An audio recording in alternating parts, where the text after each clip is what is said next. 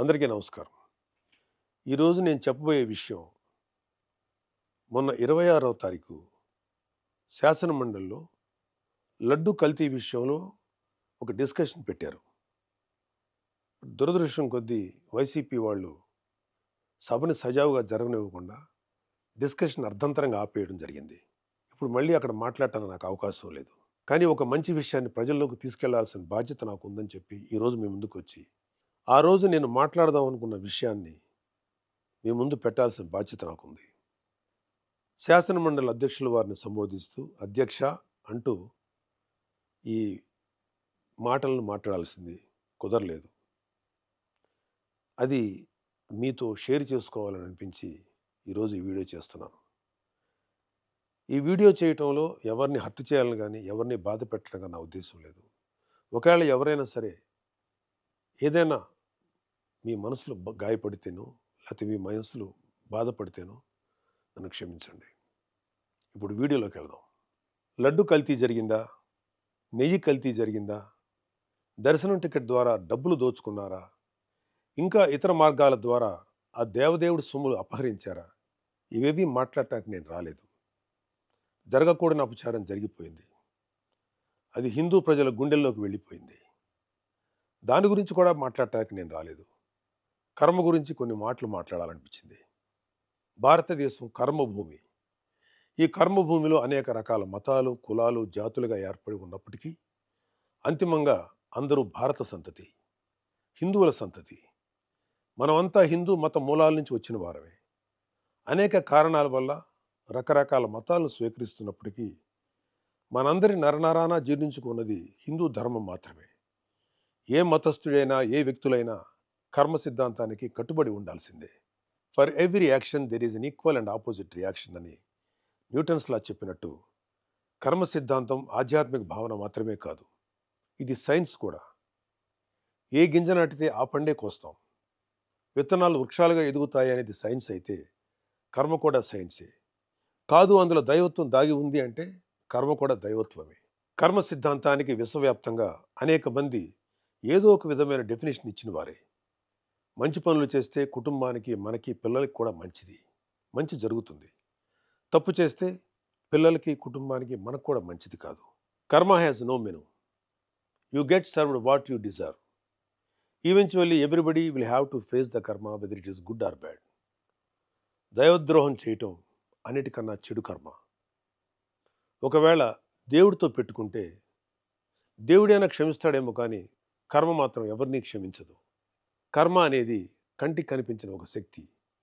Even God has to face it. భగవంతుడు కూడా మానవ జన్మెత్తితే కర్మను అనుభవించాల్సిందే.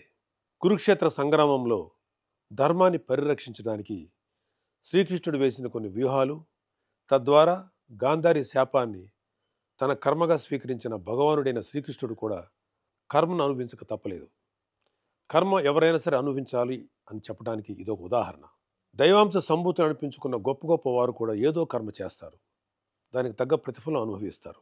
ఒక ఇంటి యజమాని చేసే మంచి చెడుల ప్రతిఫలం కర్మ రూపంలో ఆ ఇంటి మొత్తానికి వస్తుంది. ఒక గ్రామాన్ని, ఒక రాష్ట్రాన్ని, ఒక దేశాన్ని నడిపించే నాయకుడైనా సరే అతను చేసే మంచితో పాటు చెడులో కూడా కర్మ ప్రతిఫలం అందరూ అనుభవించాల్సిందే. వైసీపీకి ఓటు వేసిన పాపానికి అమాయక ప్రజలు కూడా కొంతకాలం పాటు కర్మ ప్రతిఫలాన్ని అనుభవించారు. ఇప్పుడు అనుభవించాల్సింది ముఖ్య పాత్రధారులు, సూత్రధారులు, మద్దతుదారులు. కోట్లాది మంది భక్తులు వాళ్ళ కష్టాల నుండి, బాధల నుండి, వారి తప్పుల నుండి విముక్తి పొందడానికి తమ కష్టార్జితాన్ని ముడుపుల రూపంలో, మొక్కుల రూపంలో చెల్లించుకుంటారు. అలా చెల్లించుకున్న కానుకలకి వాళ్ళ కర్మ తాలూకు శక్తి ముడిపడి ఉంటుంది. దేవుడి దగ్గరికి వెళ్ళాక ఆ కానుకల్లో ఉన్న మంచైనా చెడైనా ఆ దేవదేవుడి తీసుకోగలడు. దేవుడే దానిని ప్రక్షాళన చేయగలడు. భగవంతుని ప్రక్షాళనతో, పూజలతో పవిత్రీకరించబడిన ఆ డబ్బును తిరిగి ప్రజల కోసం, ధర్మ పరిరక్షణ కోసం వినియోగిస్తారు. వెంకటేశ్వర స్వామి డబ్బును కల్తీ లడ్డు రూపంలో, కల్తీ నెయ్యి రూపంలో, టికెట్ రూపంలో, ఏ రూపంలో తిన్నా ఆ కర్మను తీసుకోవాల్సిందే. దాని ఫలితాన్ని అనుభవించాల్సిందే. ఆ దేవదేవుడు రాగద్వేషాలకు అతీతంగా ఉంటాడు. కానీ కర్మకు అవేమీ ఉండవు. తిరిగి ఇస్తుంది, తప్పకుండా ఇచ్చేస్తుంది. Because it is science. మీరెన్ని వాదనలు చేసినా, ఎంత పెద్దవారైనా, చేసిన చెడు కర్మ మిమ్మల్ని వదిలిపెట్టదు. ఒకవేళ కూటమి ప్రభుత్వం కూడా మిమ్మల్ని క్షమించవచ్చేమో. ఆఖరికి దేవదేవుడైన ఆ శ్రీ వెంకటేశ్వర స్వామి కూడా మిమ్మల్ని క్షమించవచ్చేమో. కర్మ మాత్రం మిమ్మల్ని క్షమించదు. అనుభవించి తీరాల్సిందే. ఎవరు ఆగం అవ్వాలని, ఎవరు నాశనం అవ్వాలని మాత్రం మేము కోరుకోం. కానీ కర్మ ఎవరిని వదలదని మాత్రం సూటిగా చెప్తున్నాం. కర్మ క్యాన్సర్ కన్నా భయంకరమైనది. క్యాన్సర్‌కి చికిత్స ఉందేమో, కానీ కర్మకు చికిత్స లేదు. క్షమించమని ఆ స్వామివారిని కోరుకోవడం ఒక్కటే మీరు చేసే పాపానికి ప్రాయశ్చిత్తం. ఇప్పటికైనా చేసిన తప్పుకు క్షమాపణలతో పాప ప్రాయశ్చిత్తం చేసుకోవాలని లడ్డు కల్తీ స్కామ్ భాగస్వాములకు, పాత్రధారులకు, సూత్రధారులకు, మద్దతుదారులకు సూచిస్తున్నాం. మీరు చేసిన పాపాలు మీ కుటుంబ సభ్యులకు అంటుకోకుండా మీ వరకే పరిమితం అవ్వాలని ప్రార్థిస్తున్నా. మీ కర్మకు మిమ్మల్ని వదిలేస్తున్నాం. చివరిగా ఒక మాట చెప్పి ముగిస్తాను. ధర్మరాజు చేసిన రాజసూయ యాగంలో శ్రీకృష్ణుడికి అగ్రతాంబూలం ఇవ్వటానికి నిశ్చయించబడింది. కృష్ణుడికి అగ్రతాంబూలం ఇవ్వటానికి ఇష్టం లేని శిశుపాలు లాంటి దుర్మార్గుడు, పాపాత్ముడు అనేక పాపాలు చేశాడు. అనేకమైన మాటలు అగ్రతాంబూలం తీసుకుంటున్న శ్రీకృష్ణుడి మీద సంధించాడు. చాలా చెడ్డగా మాట్లాడాడు. శ్రీకృష్ణ భగవానుడు వెంటనే కోపించుకోలేదు, ఆవేశపడలేదు. కానీ అతనికి కొంత అవకాశం ఇచ్చాడు. ఆయన ఎదురుగా ఉన్న పళ్ళెంలో వక్కలున్నాయి. అతను మాట్లాడే ప్రతి చెడు మాటకి, ప్రతి చెడు చేతకి ఒక్కొక్క వక్క చొప్పున లెక్క పెడుతూ ఉన్నాడు.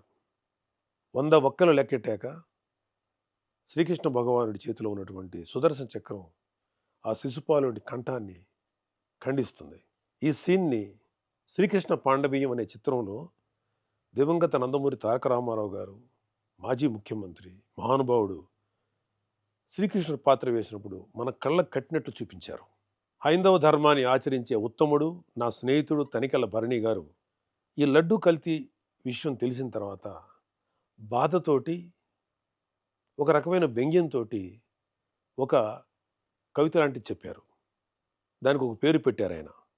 బొక్కలు లెక్కెట్టేశాను జాగ్రత్త అని. ఎందుకో అది కూడా మీకు చదివి వినిపించాలని నాకు అనిపించింది.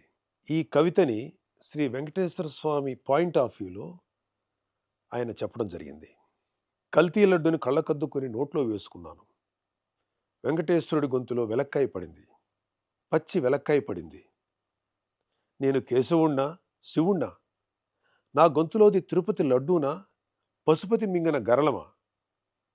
వడ్డీ కాసుల వాడికే లాస్ చూపించిన ఆ జగన్నాటక సూత్రధారి నువ్వేనన్నమాట. 7 కొండలను ముట్టుకుంటే ఎవరినైనా వేసుకెళ్ళిపోతుంది రోయ్. నా చక్రం ఫ్యాను కన్నా స్పీడుగా చంద్ర ప్రచండ పవనంలా తిరుగుతూ మీలాంటి శిశుపాలకుల కంఠాల్ని కత్తిరిస్తుంది. 100 తప్పులు చేసేశారు, ఇక క్షమించే ప్రసక్తి లేదు. ఒక్కలు లెక్కెట్టేశాను, వస్తున్నా కబడ్దార్. గోవిందా గోవిందా.